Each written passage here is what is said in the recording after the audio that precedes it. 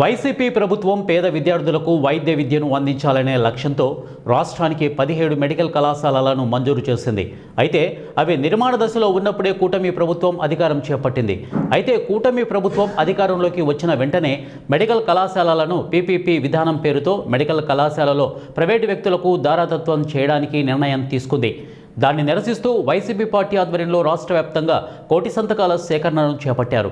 అంతేగాక మెడికల్ కళాశాలలో ప్రైవేటు పరం చేయడానికి నిరసిస్తూ ఈ నెల 12న వైసీపీ పార్టీ ఆధ్వర్యంలో రాష్ట్ర వ్యాప్తంగా భారీ నిరసన కార్యక్రమాన్ని చేపడుతున్నామని, ఈ కార్యక్రమంలో పెద్ద సంఖ్యలో విద్యార్థులు పాల్గొనాలని కర్నూలు జిల్లా ఆలూరు ఎమ్మెల్యే విరూపాక్షి పిలుపునిచ్చారు. 15 వర్గాలు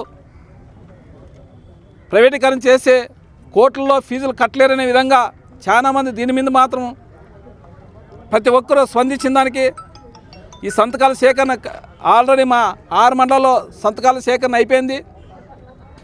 మేము 12వ తారీఖు అంత భారీగా ర్యాలీకి రావాలనే విధంగా ఈరోజు మేము పిలుపునిస్తున్నాము. అదేవిధంగా పార్టీలకు అతీతంగా ఏ పార్టీ అయితేనేమి ప్రతి ఒక్క పార్టీ కలిసి రావాలని, కలిసి ఉద్యమం చేయాలనే విధంగా మేము ఈరోజు పిలుపునిస్తాము. 12వ తారీఖు సిపిఐ అయితేనే సిపిఎం కానీ ఏదన్నా కానీ, కాంగ్రెస్ అయితేనే బీజేపీ అయితేనే ఏదన్నా కానీ ప్రతి ఒక్క పార్టీకి మేము ఒకటే